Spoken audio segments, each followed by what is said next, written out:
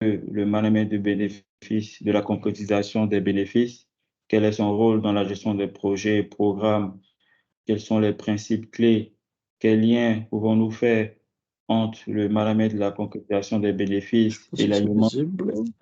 des projets, programmes et portefeuilles, quelles sont les tendances, quelles sont les tendances J'arrive pas à actuelles dans vous le domaine entendre. de la Bonjour à gestion de tous. projet. Bonjour, Habib, Atem, tu m'entends? Oui, parfaitement. Et vous? Vous m'entendez très bien? Yes, on t'entend. Ok. Je dois Donc, mettre. on va présenter rapidement l'agenda de ce jour et en même temps peut-être introduire avant que tu puisses prendre la parole. Exact. Merci. Ok. Tu remarqueras que on n'a pas, on verra des personnes qui vont rentrer au fur et à mesure. Donc, certainement, le nom va grimper. Donc, je disais que notre thème aujourd'hui va parler du management de la concrétisation des bénéfices et tout au long de ce webinaire, nous allons en savoir un peu plus, quelle est la définition, quel est le rôle que l'on pourra attribuer à cette thématique, quel rapprochement devons-nous faire entre le management de la concrétisation des bénéfices et la gestion de projet, quelles sont les tendances actuelles auxquelles nous y ferons face, quels pourraient être les défis et les challenges qui sont courants dans la mise en œuvre du management de la concrétisation des bénéfices. Et je pense qu'à la fin de ce webinaire, nous serons en mesure de comprendre le rôle clé que nous pourrons faire du management de la concrétisation des bénéfices, comment pourrons maîtriser les principaux fondamentaux et les appliquer en des stratégies avancées au sein de nos différentes organisations. Et pour ce faire, nous avons notre intervenant, Atim, qui va nous développer un peu plus. Je vous donnerai une overview un peu de son profil et après, je lui donnerai toute la place pour qu'il puisse se présenter dans les détails et démarrer cette présentation. Donc, je pense que Atim est certifié PMP. Il est certifié également aussi Business Analysis. Et je pense qu'il en a deux certifications qui sont hors du périmètre PMI, mais je pense qu'il pourra nous en dire un peu plus. Je l'ai rencontré sur LinkedIn et je pense que c'est une à deux fois, j'ai vu qu'il a été certifié par d'autres certifications. Donc, il nous en donnera certainement ces différentes certifications. C'est un professionnel de la gestion de projet. Il est également aussi un gestionnaire de compte. Il est basé à Casa, au Maroc. Et il est doté de 10 années ou de plus de 10 années d'expérience dans lesquelles il a géré des projets, des portefeuilles complexes avec des équipes interfonctionnelles dans plusieurs pays, tout en répondant aux différents besoins de nos différentes parties prenantes. Alors, dans ses fonctions actuelles, qu'est-ce qu'il fait? Il veille à l'alignement de la production de services sur les exigences des entreprises clientes. Il s'attache à développer les relations avec les clients en leur proposant de maximiser la valeur. On parle toujours de la gestion de projet, de créer de la valeur. Et il fournit également des solutions et des améliorations pratiques. Et je pense que durant ce webinaire, il nous partagera des outils et des modèles liés au management de la concrétisation des bénéfices. Et je pense que cela nous aidera énormément. Il est spécialisé dans la résolution de problèmes des clients. Nous savons que la résolution de problèmes est une soft skill pour tous ceux qui sont gestionnaires de projets et je pense qu'il pourra aussi nous donner des types durant ce temps. Il établit des calendriers sur la performance et le maintien d'une vision globale au niveau de la production, ce qui montre à travers ces différents éléments qu'il a des compétences assez très bien pointues, très bien détaillées en tout ce qui est gestion de divers aspects des projets. Alors, Atim, je te donne pleinement la parole. Tu verras certainement des personnes qui vont peut-être lever la main, poser des questions, mais par accoutumance, ce que nous faisons, on te donne tout le temps pour tenir ta présentation et en fin de session, on pourra aborder des parties de questions-réponses liées à la thématique et éventuellement à d'autres points qui touchent à la gestion de projet. Donc, tu as la parole. Très bien. Merci beaucoup, Michael. Merci aussi pour cette présentation. Bonjour à tous encore une fois. Merci de s'être rendu disponible un samedi matin pour discuter de sujets de management de projet. C'est un plaisir d'être parmi vous. Premièrement, parce que évidemment, participer toujours à des événements, à des webinaires sur la thématique de management de projet et en général, et dans le cas du PMI, c'est toujours un plaisir, mais c'est aussi un plaisir très particulier aussi d'être avec mes frères sénégalais et nous savons que entre nos deux pays, il y a une relation historique qui dépasse les siècles et qui dépasse les années. C'est un immense plaisir d'être parmi vous. Merci beaucoup pour la présentation, Michael. Donc, effectivement, et merci surtout pour l'invitation à animer ce webinaire. Je ne pourrais pas ajouter quelque chose sur la présentation. Juste le chiffre 10, plus de 10 ans d'expérience, il fait un petit peu mal parce qu'on prend un coup de vieux, mais c'est la vie, c'est normal. C'est tout à fait normal. Donc, effectivement, j'ai l'expérience de plus de 10 ans dans le management de projet et dans les transformations organisationnelles, qui s'est orienté récemment plutôt on va dire, dans les dernières 5 années, dans les industries de services et de BPO, de Business Process Outsourcing. Nous faisons des externalisations de différents processus chez plusieurs clients. Ce qui veut dire que les projets que nous menons et les initiatives sont toujours des initiatives avec plusieurs entités et plusieurs parties prenantes, donc plusieurs besoins, plusieurs différents angles de vue du résultat obtenu, des produits et surtout des bénéfices. Pour les certifications, il y a effectivement la certification PMP. Il y a aussi le PMI et PBA sur la partie Business Analysis. Je suis aussi en cours de préparation de la certification Portfolio Management Manager avec le PMI.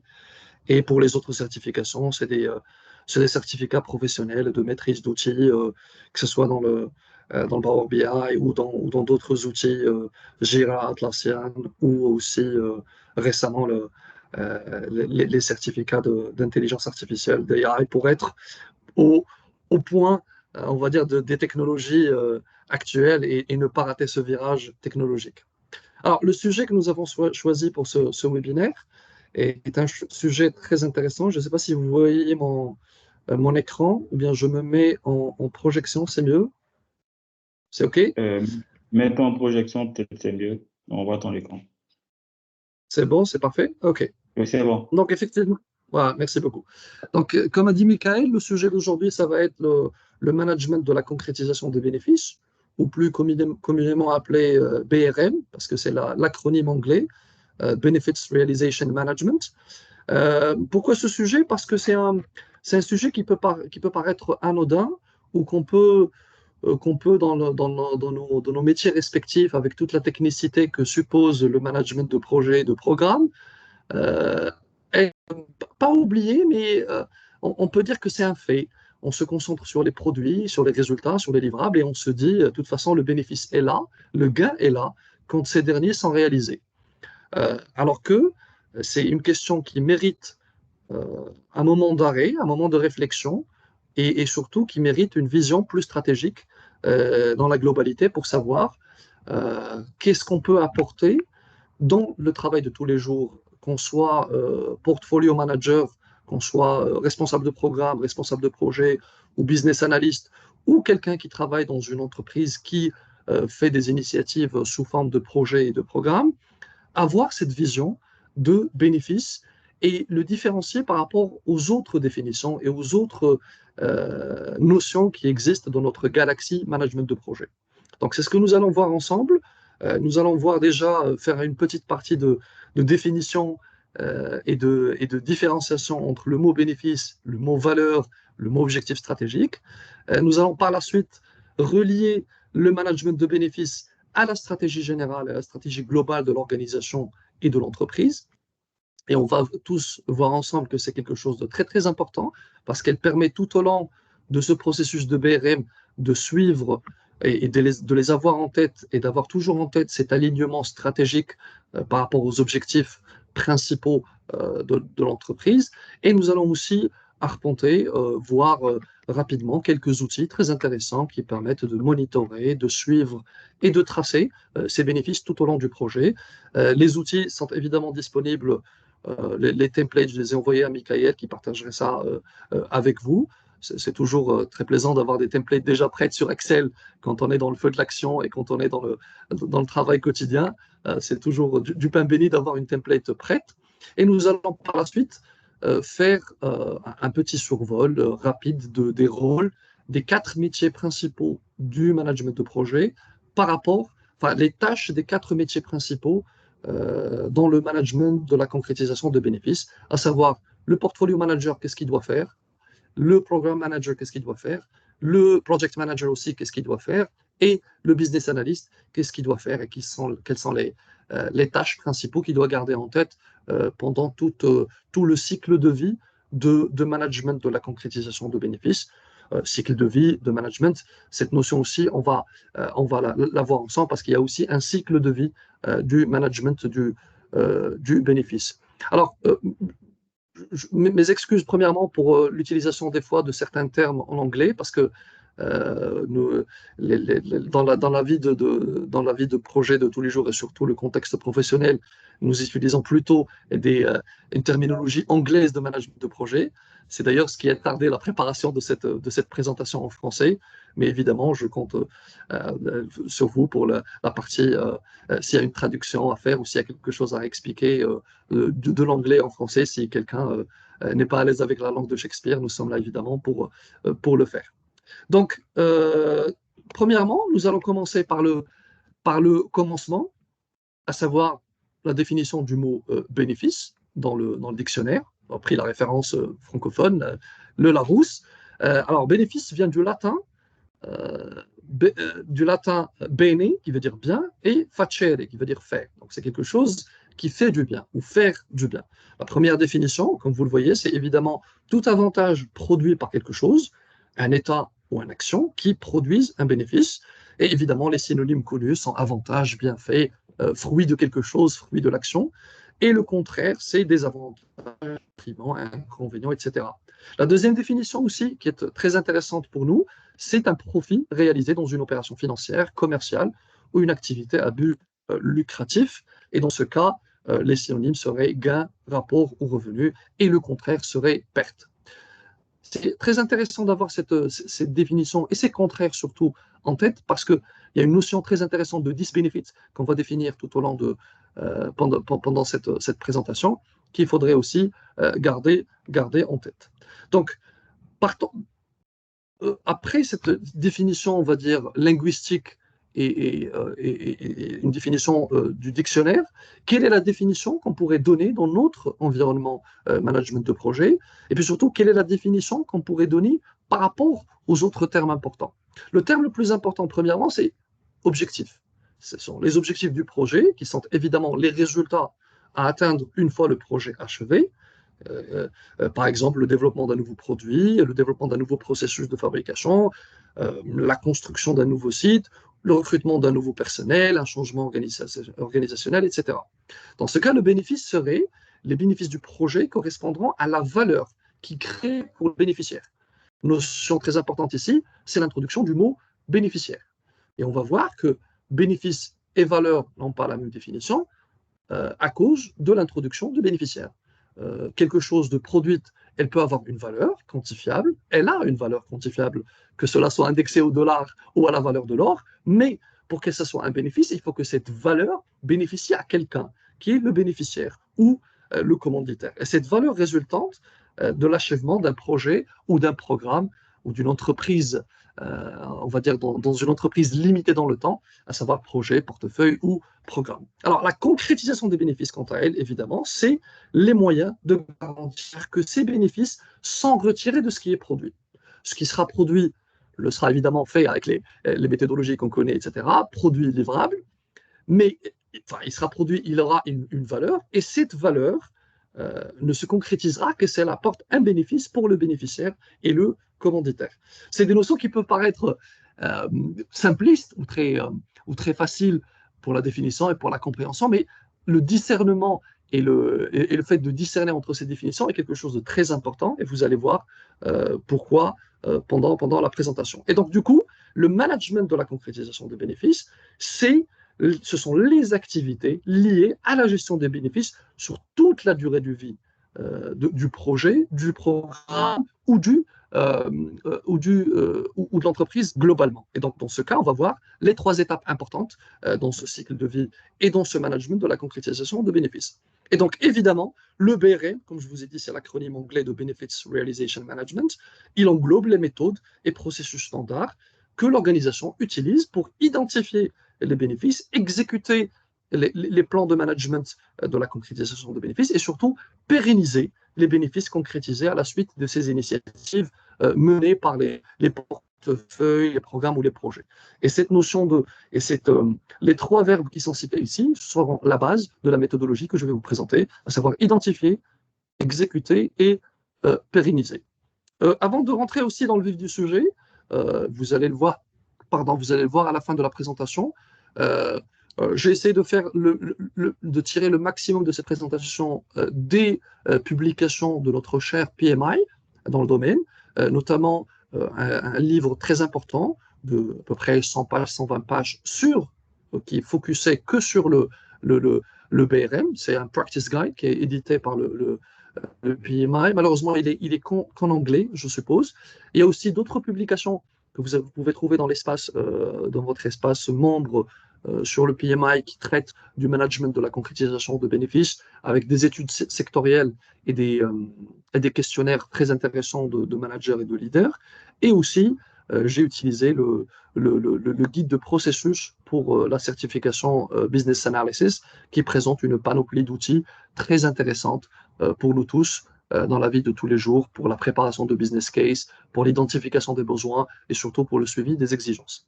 Donc, voici la slide importante pour définir tout ceci. Donc, le bénéfice est défini comme un gain réalisé par l'organisation et les bénéficiaires grâce aux résultats des initiatives de l'organisation. Quand je dis évidemment initiative, on se comprend, c'est portefeuille, programme et projet. La valeur, quant à elle, elle est le résultat net des bénéfices réalisés moins le coût de leur réalisation. C'est-à-dire que la valeur perçue ici n'a de définition que lorsque on prend ce bénéfice et évidemment on lui enlève tout ce qu'on a utilisé pour le produire, pour le concrétiser et pour l'atteindre. Et si vous reliez ça aussi à ce qu'on a dit au départ, le bénéfice a en lui-même une valeur. Pour certains, on va voir aussi que certains bénéfices ont une valeur inquantifiable, les bénéfices intangibles qu'on va voir, et ce bénéfice-là ou cette valeur-là ne sera constitué ou ne sera considéré comme bénéfice à la personne qui l'attend, à savoir le bénéficiaire ou le commanditaire, que s'il lui apporte une valeur donnée, qui lui change son quotidien d'un état A vers un état B, qui lui apporte un gain. Et on va voir, quelle que soit la définition, cette notion de vision et de se mettre à la place de celui qui va utiliser ce livrable et ce produit, et celui qui sera impacté par ce livrable et ce produit, est très importante dans notre vision ici. Donc, pour connecter le BRM et le management de concrétisation de bénéfices à la stratégie globale, nous avons mis ici un cycle qui schématise un petit peu dès le départ, c'est-à-dire la stratégie de l'entreprise, les objectifs globaux qui guident l'orientation d'une organisation. Cette dernière est évidemment déclinée en objectifs stratégiques dans les co-strat, dans les meetings des C-level. Le processus de décomposer ces objectifs stratégiques en initiatives, évidemment en portefeuille, en programme et en projet. Ces initiatives sont créées pour atteindre cet objectif stratégique. Ces dernières, à travers la réalisation, produisent des outputs, des livrables, qui sont des livrables attendus, intermédiaires ou finaux. L'agglutination de ces derniers produira évidemment un produit, un outcome, qui sera utilisé par les bénéficiaires, et ils produisent ici les bénéfices dont on a parlé, qui est le gain réalisé par l'organisation et les bénéficiaires. Et ces derniers ont une valeur qui est le résultat net, moins le coût de la réalisation, et cette valeur peut être tangible ou intangible, et on va voir ensemble sur les exemples et la différenciation entre les deux. Donc, tout ça, c'est le cycle principal qu'il faudrait toujours garder en tête pour relier ce que nous produisons dans les initiatives de tous les jours d'une entreprise et dans sa gestion de tous les jours de ces initiatives, de ces projets, avoir tout le temps un alignement et avoir toujours en tête l'alignement de mon projet, de mon initiative par rapport à la stratégie globale de l'entreprise. Chaque initiative, elle doit servir un objectif stratégique, et pendant la réalisation, il ne faudrait pas s'écarter de cet objectif stratégique et toujours le garder en tête. Vous allez me dire, oui, c'est le job de quelqu'un qui est dans le top management, d'un PMO, d'un manager de portefeuille ou d'un responsable de programme. Mais aussi, ça doit être dans le raisonnement de tous les jours d'un chef de projet, d'une équipe de réalisation, d'une équipe de développement et aussi d'un business analyst lorsqu'il est en train d'évaluer les initiatives. Donc tout le monde doit avoir en tête, on va dire, cette connexion bottom to top, du plus bas au plus haut, avec ce que je fais dans mon projet et dans mon initiative, et quelle est sa relation avec l'objectif stratégique de l'entreprise et la stratégie globale. La slide suivante, elle nous montre la méthode que je vous ai montrée, c'est ce qui est conseillé par le PMI. Évidemment, ce qui se dit aussi dans la bibliographie, il faut dire aussi que la bibliographie concernant ce sujet est assez nouvelle. Les publications les plus anciennes, elles datent de 2016, 2015, quelque chose comme ça. Donc tout le reste est assez récent. L'intérêt, on va dire, porté à isoler le management des bénéfices et à le mettre comme composante à part dans la gestion des initiatives est assez récent. Donc la méthode, on peut la diviser en 3 étapes importantes qui peut elle aussi être divisée, comme vous le voyez ici, en 6 étapes intermédiaires. La première étant d'identifier, donc les dirigeants de l'organisation, ils définissent les bénéfices qu'ils entendent créer grâce aux résultats des portefeuilles et des projets. Ben, comment ils le font? Ben, à travers l'élaboration de business case, de plan de management de la réalisation de bénéfices et à travers le choix de l'initiative et donc l'autorisation de l'exécution d'un projet ou d'une initiative à travers la rédaction de la charte et le kick-off du projet. Donc même ce processus de choix et d'identification, il prend en considération évidemment tous les facteurs que nous connaissons, facteurs externes, facteurs internes organisationnels, mais ils prennent aussi en considération cette réflexion orientée bénéfice pour savoir quelle initiative, quels sont les bénéfices qui seront apportés par cette initiative quand elle sera réalisée. La deuxième phase, est évidemment après le choix, c'est l'exécution. C'est tout le travail que vous connaissez tous, évidemment, où nous sommes, que nous connaissons parfaitement sur la gestion des programmes, des projets et des portefeuilles, qui créent des livrables planifiés, des produits planifiés, donc développement des outputs et optimisation de ces bénéfices. Pourquoi le verbe optimiser apparaît ici? Parce qu'évidemment, pendant la réalisation, nous pouvons se rendre compte que en modifiant certaines initiatives, en modifiant le cheminement et la réalisation de certaines initiatives, on peut modifier le bénéfice. Entre parenthèses, vous savez de quoi je parle. Je parle évidemment des méthodologies agiles et hybrides qui, au fur et à mesure du développement, peuvent ajouter des bénéfices qui étaient non planifiés et qui sont émergents et qu'on a réussi à capturer. Ça aussi, on va le voir par la suite. Donc, la notion d'optimisation ici introduit la notion de management hybride ou de management ou de méthodologie agile dans les produits dans les projets que nous connaissons. Et donc après, la livraison des outputs et le transfert d'ownership. Ici, évidemment, l'ownership, on en parle sur la solution, sur le produit réalisé, le livrable, c'est le hand-off. Quand on produit quelque chose, on le donne à l'utilisateur, etc. Et après, on passe à la phase qui est, à mon sens, la plus importante dans cette histoire, qui est la phase maintenir. Donc, le propriétaire du bénéfice et le bénéficiaire, qui peuvent être la même personne, on va le voir par la suite, concrétisent le bénéfice prévu et c'est à cette étape que aussi le bénéfice peut être adapté à travers le feedback et les boucles de feedback qu'on pourrait avoir avec l'utilisateur. Donc, c'est la réalisation des bénéfices et c'est aussi l'adaptation des bénéfices. Cette partie est très importante, excusez-moi, la partie maintenir, parce qu'elle, pardon, au-delà du projet et du programme, et on va le voir dans la framework qu'on va voir à la fin, qui relie tout ceci sur un seul schéma très détaillé. Vous allez voir que la phase maintenir de bénéfices, elle dépasse le cycle de vie d'un projet et le cycle de vie d'une initiative. Donc voici grosso modo les 3 étapes, on va dire les 3 grandes étapes principales dans le management, dans la concrétisation de bénéfices, et qu'il faut toujours avoir en tête, quelle que soit notre fonction dans l'entreprise et quelle que soit notre fonction dans l'univers de gestion de projets et d'initiatives. Donc, on rentre aussi maintenant dans le vif du sujet pour les livrables et la manière de manager la réalisation de ces bénéfices. Évidemment, le premier livrable, comme vous le savez tous, dans chaque knowledge base, dans chaque partie du management de projet vu par le PMI, c'est effectivement les plans de management. Et dans ce cas, le plan de management de la réalisation de bénéfices se trouve étant la pièce angulaire et centrale de ce dispositif. Qu'est-ce qu'il pourra contenir? Il pourra contenir la business case, ou le dossier d'affaires, comme on peut l'appeler par la langue de Molière. Donc, la business case qui définit les contraintes, les risques, les hypothèses, le pourquoi on le fait, qu'est-ce qu'on gagne et qu'est-ce qu'on perd. Une indication aussi sur la stratégie que nous avons pour le Benefits Realization Management, ce qu'on pourra avoir comme indication stratégique. Donc, tout ceci fait partie aussi de notre plan de management. Il contient aussi le registre des bénéfices. C'est un livrable ou c'est un outil très intéressant qu'on va décortiquer en détail dans une des slides de cette présentation.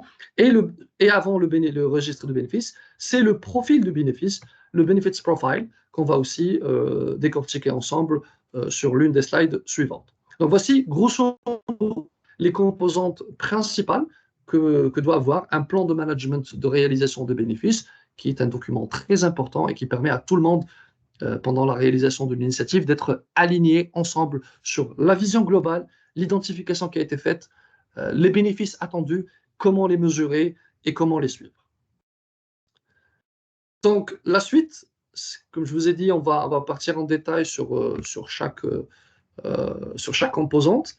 Le Benefit Profile, il doit contenir, et c'est un exemple assez exhaustif à mon sens, il doit contenir les éléments suivants, à savoir une appellation de l'initiative. Qu'est-ce que c'est? Est-ce que c'est un bénéfice que nous manageons par rapport à un portefeuille ou que nous déclinons par rapport à un programme ou qui peut être concrétisé immédiatement après la valeur d'un output?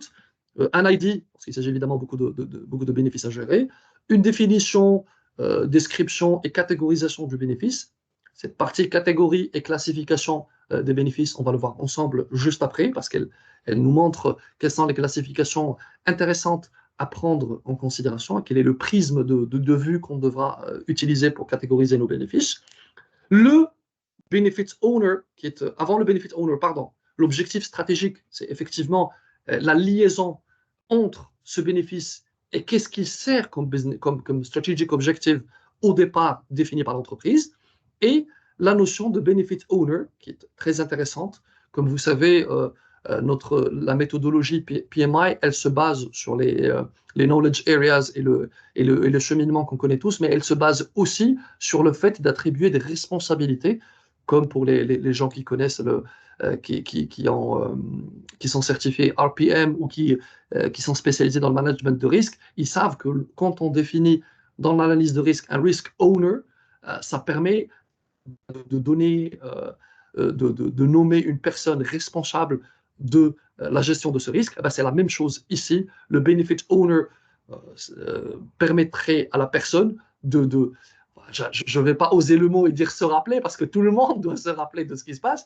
mais cette personne-là, dans la RACI matrix, dans la matrice de responsabilité, c'est la personne qui sera responsable et accountable par rapport à ce bénéfice tout au long de la réalisation de l'initiative. Il est lié effectivement à la personne, au stakeholder, à la personne du top management qui est généralement le sponsor du projet ou de l'initiative. Et généralement, le sponsor, et on l'a remarqué dans certains projets, quand on met le sponsor face à son ownership de bénéfices, c'est beaucoup plus parlant et ça prend son sens parce que c'est la personne qui a initié, qui a donné son accord à initier le projet, qui lui donne le sponsorship d'un point de vue COMEX et d'un point de vue top management, et c'est la personne qui suivra ce bénéfice global. Quelles sont les relations et dépendances, s'il y en a, entre les bénéfices et s'il y a une séquentialité entre la réalisation d'un bénéfice A qui amènera à un bénéfice B, un petit aperçu des risques et des hypothèses qui ont été assessées avant de démarrer l'initiative, et surtout la partie en mauve, les méthodes de mesure et surtout la fréquence de mesure qu'on va avoir pour la mesure de ce bénéfice. Et on verra ensemble par la suite qu'un bénéfice peut se mesurer. Donc évidemment, date de début, date de fin, responsable de ce reporting et surtout le target et l'objectif ou la base, la référence, la baseline sur laquelle nous devons faire la mesure tout au long de l'exécution du travail. Donc ça, c'est le benefit profile. Avant de partir sur les autres documents qu'on va voir ensemble et les autres outils, il conviendrait de parler de la classification des bénéfices. On pourrait avoir plusieurs angles de vision, plusieurs prismes de définition et de catégorisation. À mon sens, j'ai pris les trois axes les plus importants et qui permettent d'englober la majorité des bénéfices réalisés. Effectivement, il y a d'autres classifications que je citerai après cette slide, mais ce sont les trois classifications principales. Donc, premièrement, il y a un versus entre le tangible et l'intangible, tout ce qui peut être mesuré objectivement sur la réalisation, c'est-à-dire réduction directe de coûts, passage d'une valeur A à une valeur B avec un delta. L'effort dans ce cas est mesuré d'une manière tangible et effective, c'est un chiffre, un pourcentage, et ça peut aussi être un bénéfice intangible qui ne peut pas être mesuré immédiatement. Bon, ici, l'exemple, j'ai mis satisfaction de client. Effectivement, vous allez me dire que la satisfaction du client peut être mesurée avec des échantillons, avec des méthodes de customer satisfaction ou de promoter score ou de mesures de ce type. Mais le bénéfice intangible réel peut être quelque chose de beaucoup plus abstrait. Et l'exemple le plus frappant, c'est l'image de marque. L'image de marque d'une entreprise quand elle fait un changement. Je ne sais pas, il me vient à l'esprit, par exemple, un service de prise de rendez-vous dans un hôpital public. Si cet hôpital public, par exemple, ou ce ministère de Santé développe une application de gestion des rendez-vous par rapport à pour tous les citoyens, qui permet à chaque citoyen de rentrer, de saisir ses coordonnées, de saisir la pathologie, etc., de choisir son médecin et de mettre les détails et d'avoir un rendez-vous immédiatement. Évidemment, ça existe sur des sites internet. Quand on l'a développé et quand on l'a mis en place sur certaines structures, effectivement, l'avantage le plus parlant et immédiat, c'est ça donne une image de marque très avancée. C'est un ministère qui est sur la technologie, les technologies les plus intéressantes de l'époque, un site internet interactif et une appli interactive. Mais ça peut aussi avoir un disbenefit, qui est un bénéfice négatif, qui peut être la perception d'une certaine partie de la population d'une évolution qu'elle ne peut pas suivre. Les gens, par exemple, d'un certain âge ou de certaines parties défavorisées, qui peuvent voir ceci comme étant quelque chose d'abstrait, quelque chose de difficile d'accès pour eux, alors que pour eux, le gré à gré, le physique, le partir prendre son rendez-vous était quelque chose de beaucoup plus parlant. Donc, c'est quelques exemples pour vous dire la différence entre les bénéfices tangibles et intangibles. Le deuxième axe, ce serait les bénéfices planifiés et les bénéfices émergents. Eh bien oui, parce que pendant la réalisation, on peut avoir des bénéfices émergents qui émergent, qui sont inattendus, qui surviennent pendant ou après un programme ou un projet, dans le contexte d'un portefeuille, parce que sur les trois initiatives et sur les trois échelles de gestion de projet d'initiative, le portefeuille se trouve étant celui qui suit en totalité le cycle de vie d'un bénéfice d'un point de vue stratégique. Donc, le planifié, on en a parlé, c'est effectivement tout le travail en amont, mais l'émergent, c'est tout le travail pendant ou après qui peut, après la réalisation d'un projet A, nous avons remarqué qu'après la réalisation du bénéfice A, ben, il y a eu un bénéfice A' au même moment qui peut être très intéressant et qui pourra être pris en compte. Le troisième axe étant l'axe d'impact direct. Alors, les bénéfices directs, ce sont les gains non équivoques et mesurables qui sont réalisés conformément à notre plan, et les indirects, ce sont les plans qui ont été, réalisés d'une manière secondaire ou incidentelle, planifiés ou pas, et qui sont réalisés tout au long de la réalisation. Par exemple, lorsque j'ai parlé ici de l'exemple de prise de rendez-vous par une appli ou un site internet de prise de rendez-vous dans une entité publique, dans une entité de santé publique. Si par exemple on s'amusait aussi à mettre un service téléphonique qui permettrait aussi le suivi de ces rendez-vous et de l'attribution de ces rendez-vous par rapport aux pathologies et aux patients, Ce service, par exemple, apporterait un avantage direct, c'est-à-dire un accompagnement pour les personnes et pour les usagers, pour les patients, les citoyens. L'avantage indirect, ce serait un avantage indirect sur les employés de ces départements, de ce service, qui trouveront évidemment leur travail beaucoup plus allégé en tâches de gestion de rendez-vous et qui se concentreront sur des tâches, par exemple, de conseil, d'orientation d'une pathologie vers une autre ou d'assistance, on va dire, beaucoup plus technique. Donc, c'est un exemple parmi, on a évidemment des milliers et une infinité d'exemples d'avantages indirects qu'on pourrait avoir lors de la réalisation d'une initiative.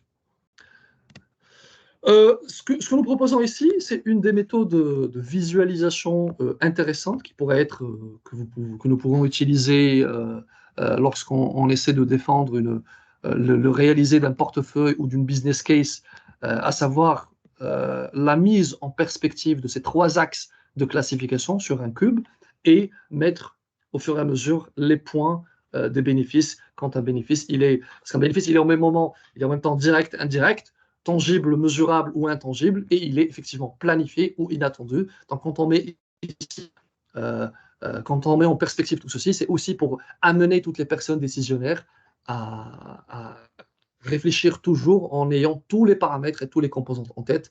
Comme vous savez, tout notre univers est relié par des axes infinis, donc toute décision quelque part influencera le déplacement du point par rapport à un autre axe dans un autre plan. Et c'est parmi les visualisations que moi, personnellement, j'utilise souvent pour montrer, surtout quand on fait des organisations, des transformations organisationnelles, pardon, et quand on fait un shift de bénéfices actuels sur un projet réalisé vers les bénéfices futurs d'une initiative que nous allons mener dans un cycle de 2-3 ans sur un portefeuille. Et ça montre un shift de bénéfices qui accompagne cette transformation organisationnelle, qu'elle soit technique, de processus ou stratégique.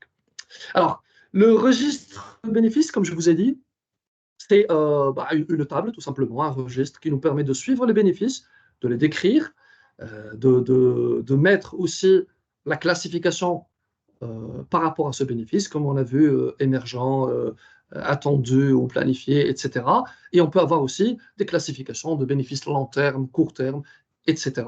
Donc, quelle que soit la classification que vous souhaitez ajouter par rapport à votre organisation et à votre entreprise, on le met ici, et comme ça, on est évidemment tous d'accord sur la classification qu'on peut donner. Et vient après un bloc d'attributs où on attribue un ownership, un ownership, le mot m'échappe en français, une maîtrise, le mot m'échappe, ownership en français. Donc, ça sera la personne qui va suivre ce bénéfice. La durée attendue pour la réalisation. Le propriétaire, oui, c'est ça. Propriétaire du bénéfice. Merci beaucoup, Michael. Le propriétaire du bénéfice, la durée attendue, les mesures qu'on pourrait avoir et tout autre attribut qu'on pourrait ajouter. Cette matrice et ce tableau, comme les autres outils, je les ai envoyés sous format Excel à Michael. Ça, évidemment, on en trouve aussi sur le PMI Standard Plus, on trouve aussi sur Internet, mais ça fait aussi... c'est aussi utile quand un collègue dans le domaine nous donne un truc prêt, traduit en français, etc. Ça permet de gagner quelques secondes et quelques minutes très précieuses dans notre quotidien de tous les jours. Donc, voici la présentation globale d'un Benefits Register, comment il peut être tenu dans le plan de management de bénéfices. Alors, le livrable ou l'outil suivant, c'est la matrice de traçabilité des bénéfices. C'est à peu près le même principe que toutes les matrices de traçabilité que nous connaissons. Évidemment, vous connaissez la RTM, la Requirement Traceability Matrix, qui est la matrice de traçabilité des exigences. Ici, c'est une matrice de traçabilité des bénéfices où nous allons relier tout simplement les bénéfices d'un côté, les bénéfices 1 et 2 avec leur identifiant, et les livrables et les produits des programmes, des projets et des portefeuilles. Et comme ça, parce qu'un bénéfice, il peut être réalisé par un livrable appartenant à des projets différents, à des programmes différents dans le cadre du même portefeuille, et ça nous permet de suivre, évidemment, tout ceci par rapport à la vision macro globale de la réalisation de bénéfices tout au long de leur cycle de vie, avec effectivement une case commentaire. L'outil suivant, ce serait ce qu'on appelle la Benefits Map. La Benefits Map, comme le nom l'indique, c'est une carte de bénéfices qui permet de suivre la réalisation ou bien qui permet de faire la connexion entre l'output, le livrable qui a été fait, jusqu'à l'impact, jusqu'au bénéfice final et l'impact et l'objectif stratégique. J'ai fait exprès de prendre un exemple ici assez abstrait, vous allez me le dire certainement, un exemple d'un projet de type projet Nations Unies, réduire la pauvreté et les inégalités. Ça aurait été beaucoup plus facile de choisir un produit, une benefits map d'une initiative stratégique concrète, développement d'appli, développement d'applicatifs, où l'avantage est clair et mesurable. Mais c'est bien aussi que nous creusions les méninges sur un truc beaucoup plus abstrait, à savoir réduire la pauvreté dans une initiative. Vous l'avez compris évidemment, une initiative qui dure dans le temps, une initiative de type gouvernement, de type action Nations Unies, etc. Donc, si nous imaginons que dans un contexte donné, nous souhaitons réduire la pauvreté et les inégalités des couches défavorisées, les projets qui ont été menés, c'est par exemple le transfert de la technologie pour les petits agriculteurs et les micro-entrepreneurs, des réformes de loi, des créations d'incitations pour les partenaires institutionnels et stratégiques pour aider à la transformation économique, une adaptation d'infrastructures portuaires pour faciliter aux petits agriculteurs et aux petites moyennes entreprises d'y accéder aussi pour exporter leurs produits. Il peut y avoir des multitudes de projets, mais évidemment, ce sont des exemples. Donc, ces projets-là auront comme produit effectivement le bénéfice des ménages de l'amélioration de leur richesse, l'évolution immédiate du revenu annuel, l'augmentation et l'amélioration de la création de nouveaux emplois et la création de nouveaux emplois dans l'économie globale à travers cette action sur l'agriculture. Les bénéfices intermédiaires et finaux seraient évidemment la croissance économique globale liée à l'augmentation de la production et la redistribution des biens et des services. Le bénéfice final attendu, et là on parle de trucs mesurables, on pourrait le mesurer par exemple par le Human Development Index, l'indice de développement humain, l'évolution du revenu des ménages qui dépendent de l'agriculture et la variation moyenne des revenus et des épargnes par ménage plus globalement dans l'économie. Donc vous voyez comment des projets limités dans le temps avec des livrables et des outputs très concrets peuvent avoir et sont liés effectivement au bénéfice final qui est lié à l'impact et à l'objectif général qui est réduction des inégalités et de la pauvreté. Avant même que vous le dites, c'est un exemple abstrait, c'est un exemple évidemment loin dans le temps, mais que j'ai trouvé très intéressant de mettre en place pour montrer que cette cartographie de bénéfices et cette liaison entre l'output, le produit, jusqu'au goal stratégique, cette liaison-là est faisable même sur des projets de longue durée et des programmes de longue durée et abstraits, qu'elle est effectivement beaucoup plus facile à faire sur des programmes techniques concrets où on développe un produit A, un produit B, ça réduit le coût par-ci, ça augmente le bénéfice et la part de marché, etc. Donc ça aussi, c'est parmi les outils de visualisation intéressantes qui peuvent montrer aux décisionnaires et qui peuvent tous nous aligner sur la vision stratégique globale que nous avons vue. Alors ici, dans ce tableau, vous allez trouver des exemples d'unités de mesure ou de typologies de mesure qu'on peut avoir pour mesurer les typologies de bénéfices. Évidemment, le bénéfice qui saute aux yeux, puisqu'on parle de bénéfice et de gain, c'est le ROI, le retour sur investissement. Effectivement, qu'il est le plus simple à calculer quand il s'agit d'un bénéfice tangible. Ici, les colonnes par couleur, c'est la classification tangible, intangible, direct, indirect et planifié, émergent. Le ROI permettra de calculer plus facilement un bénéfice tangible, concret. Il permettra aussi de calculer d'une manière, si les managers très étroites et micromanager l'avantage direct, il pourra calculer très simplement le bénéfice planifié et attendu. Il y a aussi d'autres indicateurs intéressants qui peuvent, dans ce cas, mesurer le bénéfice dans les cas contraires, comme par exemple la satisfaction des employés ou la satisfaction des clients, qui, comme vous le savez, soit mesurée par une des enquêtes de satisfaction client sur un échantillon représentatif ou par des mesures comme ce qui a été mis récemment à partir de 2003-2004, le Net Promoter Score ou l'indice de recommandabilité de service que certains connaîtront peut-être. Et donc, dans ces cas, ça permet de mesurer le bénéfice intangible. Est-ce que notre client est satisfait? Est-ce que notre client est satisfait et recommande notre produit, recommande notre service?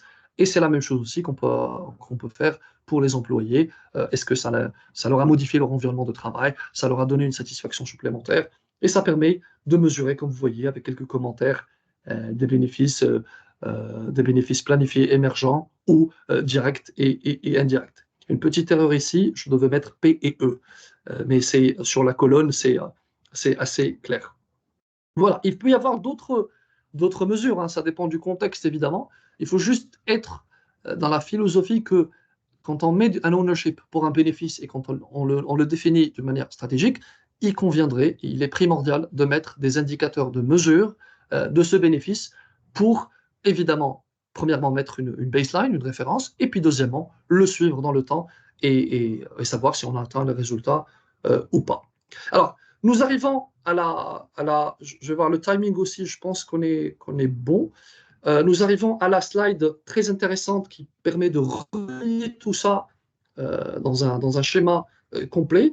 Je demanderai votre concentration sur cette partie-là en mauve, qui est l'autorité et le ownership, la responsabilité des benefit owners sur le cycle de vie de BRM, l'identification, l'exécution et le maintien des bénéfices. Ça, c'est le cycle de vie. Vous allez voir aussi, il y a une barre en bas qui est la durée du cycle du BRM avec le monitoring, la mesure, l'évaluation et le report au fur et à mesure par rapport au plan BRM. Et vous avez au milieu, en orange, les initiatives de l'organisation, à savoir les livrables et la réalisation de gestion de projet qui se placent plutôt dans cette phase d'exécution, parce que la phase d'identification des bénéfices est plutôt du ressort du programme et même d'une manière beaucoup plus étendue du ressort du portefeuille, du management des portfolios. Et le maintien de bénéfices, c'est effectivement se fait à travers le résultat, les avantages obtenus par les opérations et les bénéfices internes et externes. Et la longueur des barres et des rectangles ici est très importante parce qu'elle montre que même après la réalisation d'un projet, on peut reprendre ceci sur un programme et rectifier le tir,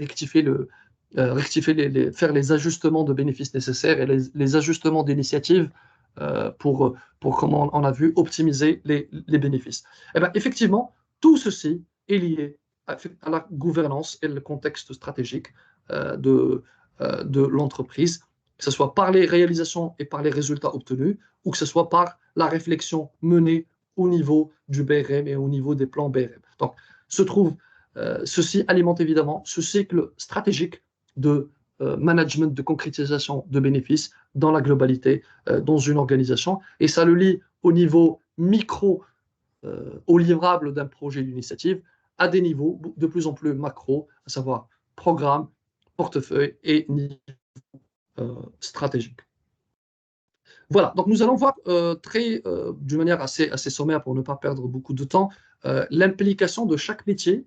Parmi les 4 principaux métiers, on en a choisi 4, on pourrait en choisir plusieurs et décliner le management de bénéfices sur plusieurs métiers, mais on va le décliner ensemble sur le management, le responsable de portefeuille, le program manager et le project manager et le business analyst qui peut intervenir dans la partie identifier les bénéfices et qui peut intervenir ici d'une manière macro. Donc, vous l'avez deviné, pour le portfolio manager, l'implication se fait tout au long du cycle de vie du bénéfice. Premièrement, en suivant les politiques, les plans de mesure et les pratiques du BRM, en effectuant, comme on a vu ensemble, le processus de choix et de priorisation des initiatives et des intentions stratégiques. Pendant le fonctionnement, il faut aussi assurer un alignement continu des composants du portefeuille avec la stratégie de bénéfices élaborée, équilibrer et optimiser les bénéfices potentiels à travers le risque, les ressources disponibles, les budgets alloués, etc., pour faire cet arbitrage. Création du registre de bénéfices et la tenue de ce registre, effectivement, tout au long du cycle de vie. Surveiller les potentiels de réalisation pour pouvoir annuler ou rectifier le tir ou même accentuer une initiative au détriment d'une autre. Suivre d'une manière évidemment proactive à travers l'analyse des performances du portefeuille, toute indication qui peut montrer un blocage, un goulot d'étranglement, un problème systémique qui nous empêche de réaliser un certain bénéfice et le faire dans un cadre beaucoup plus global. Faciliter la discussion des parties prenantes pour contribuer à assurer la réalisation des bénéfices planifiés dans ce cas. Et vous l'avez compris évidemment, même pour les bénéfices émergents, prendre ceci en considération. Faciliter le transfert des résultats et le transfert d'ownership des composants des résultats planifiés et des bénéfices réalisés pour les bénéficiaires et les utilisateurs. Et surtout aussi, pour le maintien, dans la phase maintien, faciliter la mesure de ces bénéfices et les actions qui correspondent à la phase de maintien. Et aussi, surtout, alimenter la partie que vous connaissez tous, leçons retenues, lessons learned du projet, du programme ou du portefeuille, les leçons pertinentes qui ont été tirées, les prendre, les digérer dans l'organisation et en prendre note pour les prochaines initiatives. Donc, le rôle du portfolio manager est effectivement le plus global de tous et c'est celui qui est, on va dire, en lien direct avec toutes les composantes du cycle de vie de BRM et qui peut gérer et allouer et prioriser les ressources au fur et à mesure. Pour les autres métiers, ils sont aussi impliqués dans toutes les étapes, mais ce sont des implications différentes, effectivement, chacun avec son périmètre et son objectif. Le programme manager, dans la phase identification, effectivement, qu'il assiste à l'identification et la qualification des bénéfices, il apporte ses connaissances thématiques appropriées par rapport à son programme, par rapport à son expertise métier, expertise domaine, au développement des dossiers d'affaires et des business cases, et ainsi que le plan BRM. Il détermine les attentes globales dans la phase identification. Quand on est dans l'exécution, vous l'avez évidemment deviné, il est dans l'examen, la revalidation, la détection et le signalement de bénéfices émergents et le suivi de ce qui a été planifié. Il est effectivement garant du report de la progression du composante à la lumière des bénéfices planifiés, la tenue à jour du registre, effectivement, et tous les autres outils, et surtout la capture et la transmission de toutes les nouveautés ou de toutes les choses qui peuvent être signalées à un niveau stratégique pour modifier, comme on a dit, l'arbitrage et la priorisation des ressources. Et pour la phase maintien, consolider le transfert des produits réalisés et le transfert des plans de mesure mis en œuvre pour les bénéficiaires et l'utilisation des produits, et puis surtout aider à la transition et surveiller la performance de ces bénéfices. Donc il est, comme vous l'avez vu, par rapport au portfolio manager, il est plutôt axé à la réalisation sur son programme et la liaison de ce dernier avec la stratégie globale et avec le plan de gestion de concrétisation des bénéfices. Pour le chef de projet, le project manager, lui, il est effectivement dans des choses beaucoup plus tactiques, beaucoup plus détaillées vis-à-vis de la tâche ou de l'initiative qu'il a. Donc, pendant la phase d'identification, il détermine les attentes qu'il a par rapport à son expertise. Il aide aussi au développement de la business case, parce que cette dernière contient des éléments très importants repris dans la charte du projet et donc dans la réalisation et l'élaboration des plans du projet. Dans la phase d'exécution, il est garant de l'intégration du plan BRM dans le plan du projet et la déclinaison du plan BRM à travers des actions concrètes dans la gestion de son projet au jour le jour. L'examen, la revalidation du travail planifié, comme on sait tous, évidemment détection, signalement, les enseignements pertinents, les lessons learned, les choses qui peuvent remonter du terrain, les feedbacks, des équipes de développement, des équipes d'exécution, des utilisateurs finaux tout au long du processus. Pourquoi je dis équipe utilisateur final? Parce qu'on peut être dans une logique sur certains projets de développement hybride ou de développement agile. Donc effectivement, on a là beaucoup de feedback, on a les retours en même temps, on peut rectifier le bénéfice et transmettre au programme manager et au portfolio manager pour rectification si besoin et de la stratégie globale. Et dans la phase maintien, c'est aider évidemment le propriétaire du bénéfice dans le plan de transfert pour que le produit et l'output soient utilisés d'une manière, j'allais dire, correcte ou convenable pour que le bénéfice soit concret. Et Dieu sait, vous le savez aussi bien que moi, qu'une phase de transfert ratée peut tout faire détruire parce que l'utilisateur n'a pas su utiliser l'output et le produit. Et donc, il n'a pas perçu le bénéfice qu'il attendait. Et donc, il est insatisfait. Et donc, ça remet en cause toute cette histoire. Donc, il faut donner l'importance à toutes les phases de closing et de handoff importants. Nous terminons par le business analyst qui a un rôle extrêmement important dans cette histoire parce qu'il intervient dès le départ. Vous allez voir, la partie identifiée de bénéfices est assez étoffée pour ce dernier, parce qu'il est dans la détermination des bénéfices, dans les analyses, dans les cost-benefits analysis qui fait entre les coûts et les bénéfices attendus.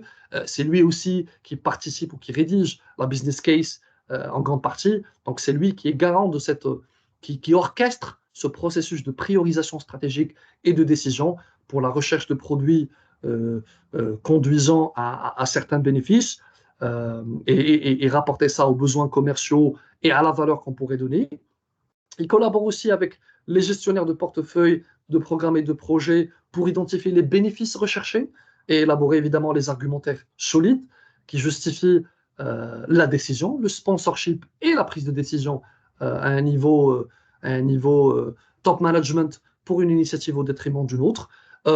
Et dans la phase exécution, ce dernier va être effectivement concerné par l'identification de tous les besoins en produits nécessaires qui permettront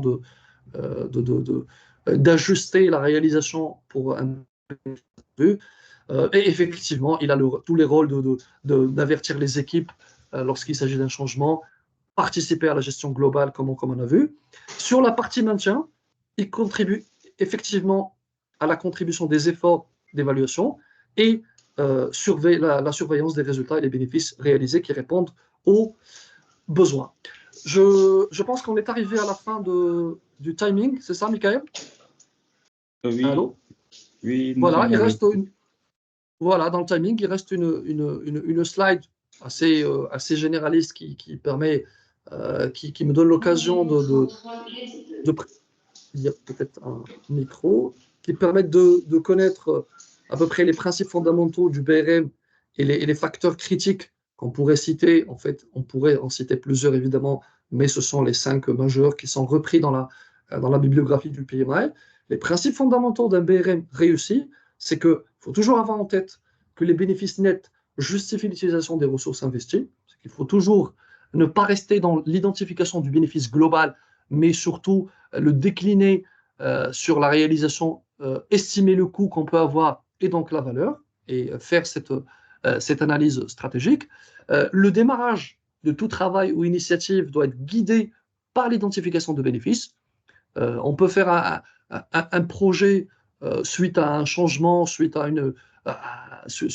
un contexte variable, un contexte qui varie dans un sens ou dans un autre, mais si l'entreprise et l'organisation ne donnent pas assez de temps à cette phase d'identification de bénéfices et le fait de le relier à son contexte à elle, à son organisation à elle, et surtout aux facteurs environnants, ça sera le risque d'avoir une initiative aussi grande soit-elle, aussi coûteuse soit-elle, d'être à côté de la plaque et de ne pas réaliser les bénéfices attendus.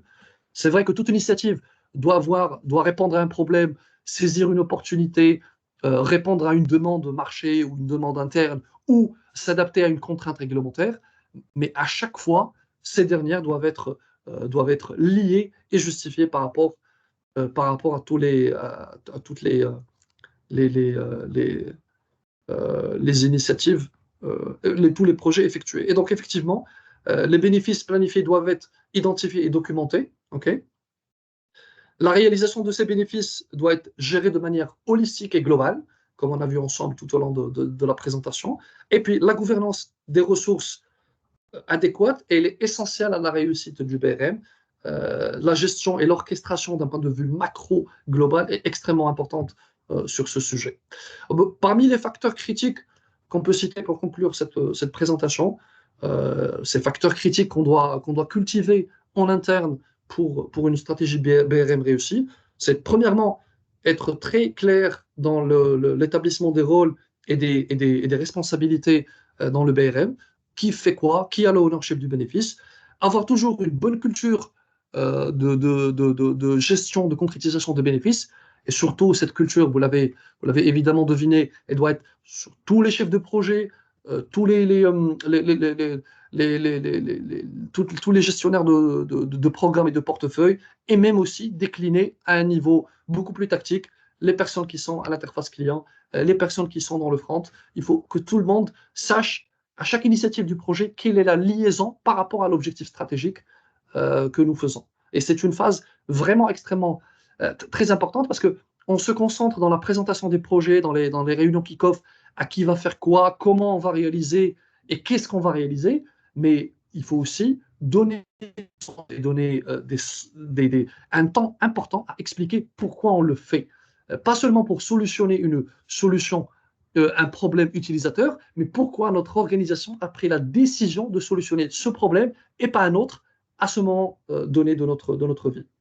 Acquérir les bonnes compétences dans la gestion globale des projets et être adapté à la flexibilité et, comme on a vu, l'optimisation et l'adaptation du management des bénéfices en globalité. Renforcer la gouvernance et la gestion des risques, parce qu'effectivement, c'est une notion qui transcende toutes les initiatives, projets, programmes et portefeuilles, l'évaluation de ces risques et leur suivi, et puis surtout suivre ces bénéfices et les tracer à tous les niveaux pour répondre parfaitement à ce qui a été planifié. Je pense qu'on est dans le timing parce que j'ai terminé. Il me reste à vous présenter les livres intéressants dont je vous ai parlé au départ. Celui-là, Benefits Realization Management. Je pense qu'il a été édité en 2018-2019. C'est un guide pratique très intéressant. La dernière version, la deuxième édition du Business Analysis pour les practitioners, c'est un guide pratique aussi.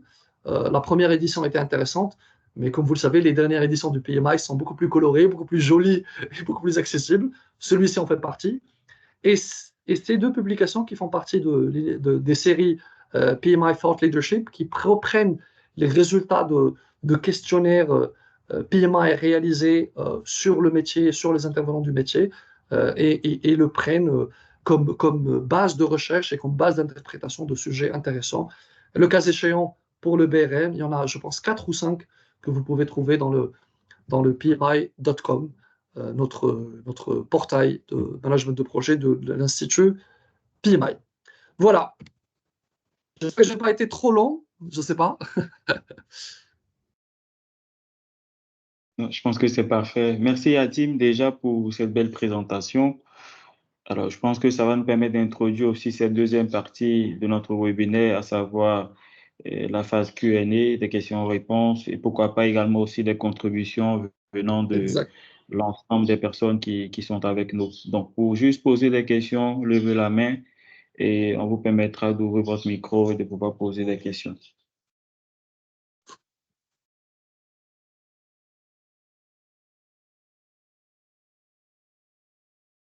Pendant ce temps, je précise que ce webinaire donne droit à 1,5 PDUs pour tous ceux qui sont membres PMI Sénégal et détenteurs d'une certification PMI. Sénabo, vas-y, tu as levé la main.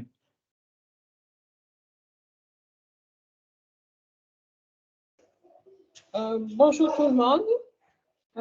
Merci M. Zinel Abedine pour cette belle présentation. Je voudrais juste poser une question par rapport au bénéfice owner. Peut-on avoir un scénario dans lequel le portfolio manager soit le bénéfice owner au lieu du sponsor ou project owner dans un projet, dans une organisation, dans une structure organisationnelle ou orientée 100% projet? Est-ce que dans ce cadre-là aussi, est-ce que le portfolio manager a la possibilité de réorienter les bénéfices pour une autre création de valeur? OK. Merci Seynabou. Question très intéressante, surtout pour ces deux parties, parce qu'il s'agit de deux questions.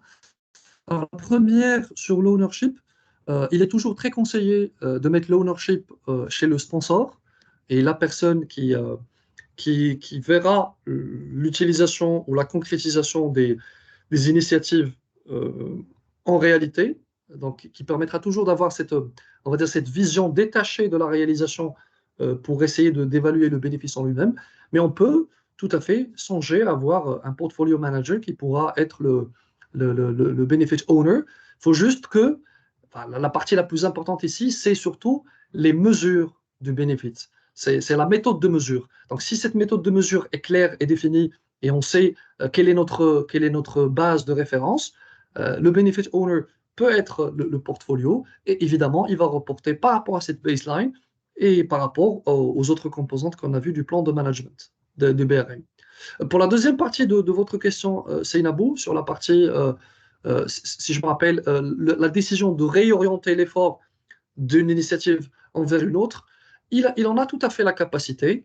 Effectivement, ça dépend de chaque organisation et le scope d'intervention qu'elle donne au portfolio manager dans leur organisation. Mais parmi ses rôles principaux, c'est évidemment, déjà, premièrement, s'il n'a pas le pouvoir décisionnel, d'au moins alerter tout le monde sur le fait que nous devons réorienter le travail d'une initiative A vers une initiative B et le cas échéant, et c'est le plus approprié, prendre une décision en cours de réalisation des programmes du portefeuille, d'avoir cette réallocation de ressources et d'efforts pour s'adapter immédiatement.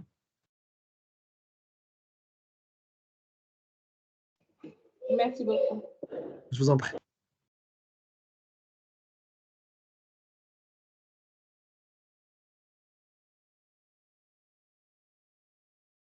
Tim, je ne vois pas peut-être de main levée pour le moment. Alors moi, j'avais Oui. peut-être une question que je voulais te demander par rapport à ce que tu as pu dire sur la cartographie bénéfice. Je pense que c'était la slide 13. Je pense que dans la plupart de certaines organisations où nous en sommes, on s'en tient beaucoup plus à que réaliser ou obtenir des livrables, des outcomes. La phase Exact. bénéfice et la phase intermédiaire, bénéfice final, bénéfice intermédiaire, jusqu'à générer des impacts, euh, on le retrouve moins. Je le dis pour ma petite expérience dans certaines organisations. Et je me dis quelles peuvent être vraiment les actions en tant que peut-être un chef de projet qui pilote une équipe de 3, 4 membres de l'équipe, qui est sponsorisé par son directeur des opérations au sein d'une banque, par exemple, commerciale. Quelles peuvent être les actions sur lesquelles un chef de projet peut peut-être activer pour permettre à ce que on y arrive à pouvoir vraiment atteindre l'étape, pas que des livrables, mais également des bénéfices intermédiaires, des bénéfices finaux, jusqu'à en arriver à avoir de l'impact comme c'est présenté sur ces slides. Exactement. Merci pour cette question parce qu'elle nous permet de reparler de l'aspect que j'ai introduit au début. C'est cet aspect, on va dire, simpliste de cette question. On se dit, bon, management de bénéfices, de toute façon, le bénéfice est réalisé si on arrive à atteindre les objectifs, alors que ce n'est pas le cas toujours et que ce n'est pas le cas automatiquement et d'une manière systématique. Eh ben, pour le chef de projet, qui a évidemment un scope d'intervention, une équipe de 4, 5, son projet, son plan de projet, etc., la question la plus importante qu'il doit oser poser lors des réunions avec le top management, c'est pourquoi on le fait et pourquoi on le fait maintenant. Il peut avoir une réponse sur la business case, mais il peut ne pas avoir cette réponse. Et des fois, vous allez me dire que certaines initiatives ne suivent pas ce cheminement d'élaboration de business case, priorisation des objectifs stratégiques, etc. Parce que la majorité d'entre nous, évidemment, on travaille dans un tissu économique de petites et moyennes entreprises qui, des fois, n'ont pas on va dire, cette mécanique beaucoup plus onéreuse de faire tout ceci. De faire tout ceci. Donc, il faut oser se poser cette question avec soi-même et déjà, et la formuler aux personnes décisionnaires. Pourquoi on fait ça et pourquoi maintenant? C'est une question qui peut paraître simple, hein. Parce que quand on voit toutes les autres questions techniques auxquelles nous sommes confrontés, on doit répondre sur le triptyque projet, cost, budget, time, on oublie. Pourquoi on fait ça? Pourquoi maintenant? Et c'est cette question-là qui permet de définir l'objectif stratégique et le bénéfice et de relier, et c'est là quand on aura la réponse à cette question, on pourra relier nos livrables à l'objectif stratégique et savoir nos livrables, ils servent quel objectif stratégique? Qu'est-ce que je sers dans la politique globale dans l'entreprise? Et même, et même dans ce travail, on pourra se faire aider par les personnes haut placées dans l'entreprise, les personnes décisionnaires.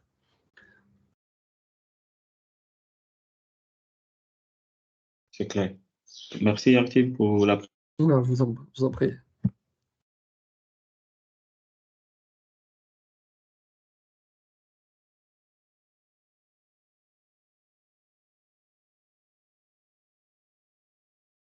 D'autres questions, peut-être?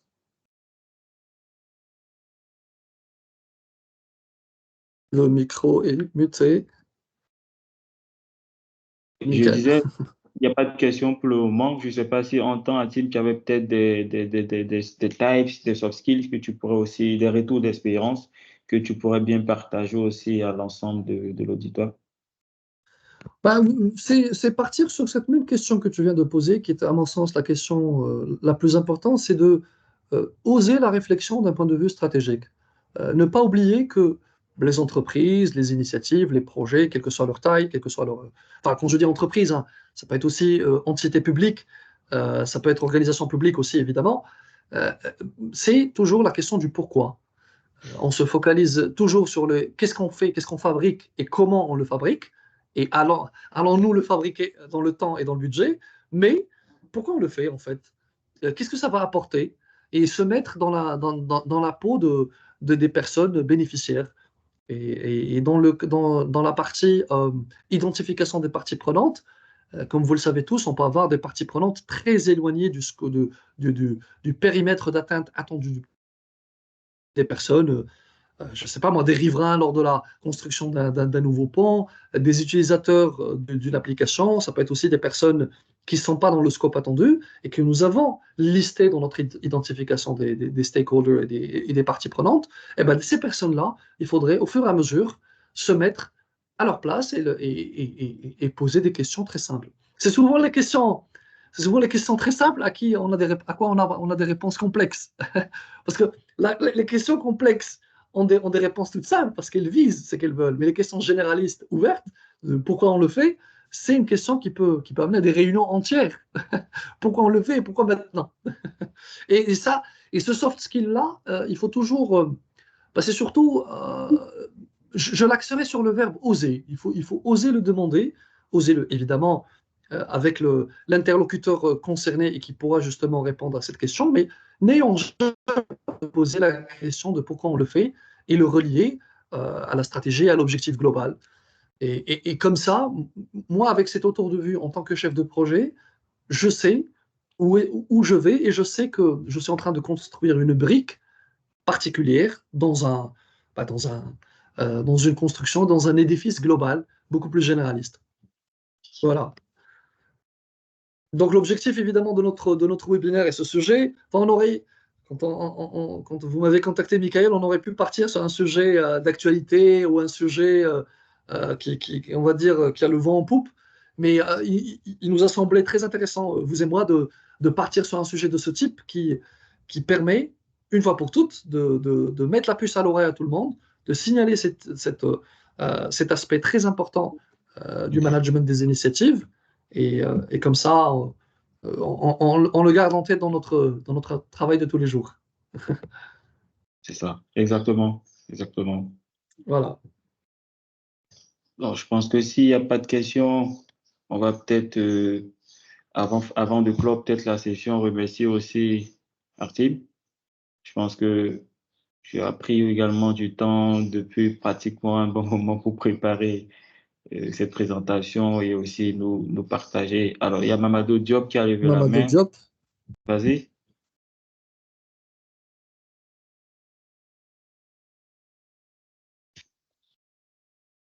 Mamadou, le micro est muté. C'est ça.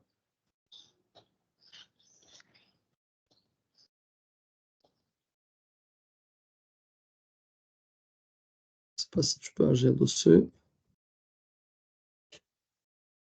C'est bon. Mamadou, tu peux peut-être désactiver le micro, ouvrir ton micro plutôt.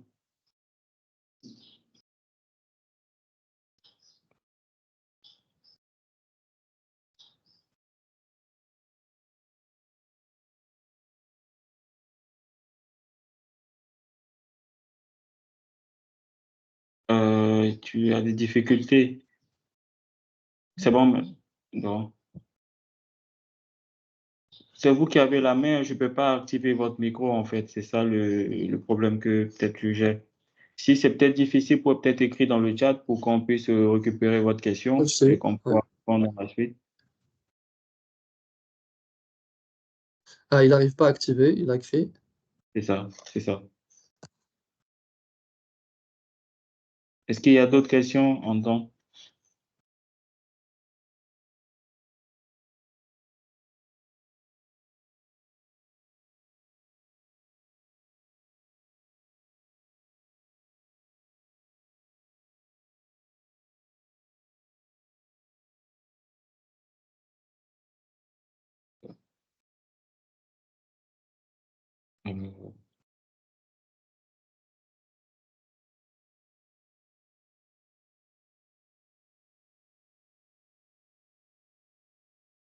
Alors, il n'y a pas peut-être de questions. Ouais, Mamadou Diop, je vais peut-être laisser un mot de fin à Tim pour clore peut-être cette session, mais aussi lui dire également merci au nom du chapitre PMI Sénégal et même également aussi au niveau des membres du bureau du chapitre PMI Sénégal, c'est de vraiment réitérer des remerciements à votre égard pour cette présentation et pour le temps que vous avez pris pour nous dispenser de cette thématique qui est le management de la concrétisation des bénéfices. Je pense que l'ensemble des membres ici présents qui ont pu se connecter ont bénéficié vraiment d'un cours ou des retours d'expérience dans la thématique et je pense que cela nous aiderait dans le quotidien pour ce qui est de la gestion des projets que nous aurons à piloter. Donc, je vous laisse peut-être la parole pour un mot de fin et ouais, après le mot de fin, c'est effectivement, moi aussi, des remerciements pour votre invitation. C'était un réel plaisir de partager avec vous cette présentation sur le management des concrétisations de bénéfices. C'est une intervention, comme je vous ai dit, qui me fait plaisir pour la thématique, le sujet, pour effectivement le PMI. Moi-même étant membre du PMI chapitre marocain, vous êtes évidemment les bienvenus au Maroc pour se rencontrer, peut-être dans une initiative de projet ou même peut-être pour la prochaine Cannes 2025, où les Lions de Teranga sont les bienvenus. Et pourquoi pas, en visitant Dakar, j'irai vous passer le bonjour dans vos locaux. Et je, voilà, bah, il y a Gildas qui le crie, bah, c'est avec un immense plaisir je, de boire le thé. Pourquoi pas devant une finale Sénégal-Maroc à Rabat, ce serait génial. ce serait intéressant en tout cas de pouvoir voir ça. Je pense que Gildas Gebri, il est également aussi au Maroc comme vous. Donc, je pense qu'il y a des Ah, quoi ok, peut-être créer ce réseautage au besoin. Merci avec plaisir. Sénapo, merci également aussi à toi encore, Actim. Merci à l'ensemble de nos membres. Je pense que on a essayé de pouvoir essayer de partager cette thématique-là. Les supports vous seront partagés notamment par mail, via le WhatsApp du PMI Sénégal. Et je pense que Actim nous a préparé aussi un modèle qui concerne le thème et on pourra le partager aussi pour vous aider à pouvoir mieux implémenter cette thématique. Je vois Dieudonné qui a levé la main. Oui, vas-y, Dieudonné. Oui, merci Michael, merci pour notre présentateur de ce jour. Une présentation très exhaustive.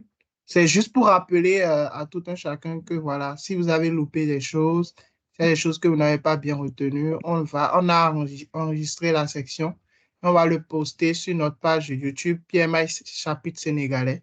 Donc, si vous tapez PMI Sénégal sur YouTube, vous pouvez voir dès ce soir ce webinaire et voir aussi nos anciens webinaires qui ont été enregistrés.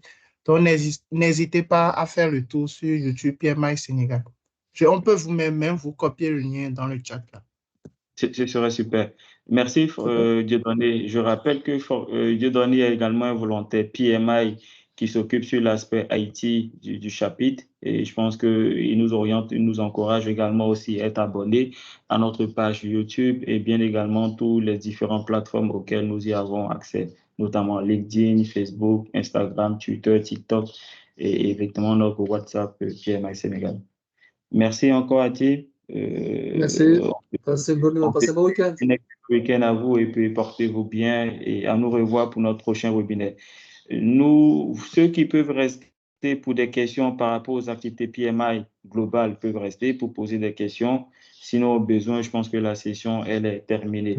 Et je disais que Merci. ce formulaire donne droit à 1,5 PDUs, donc n'hésitez pas à remplir le formulaire pour pouvoir en bénéficier. Merci à Tim, merci à Merci à vous. vous. Merci. Bye. Hey Michael, Hey, Amado. oui, je parviens pas à en fait entrer dans le chat. Si vous avez mis le formulaire dans le chat, est-ce que vous pouvez le partager? Parce que je parviens pas à ouvrir le chat. Attendez, je viens. Bon, je sais pas pourquoi.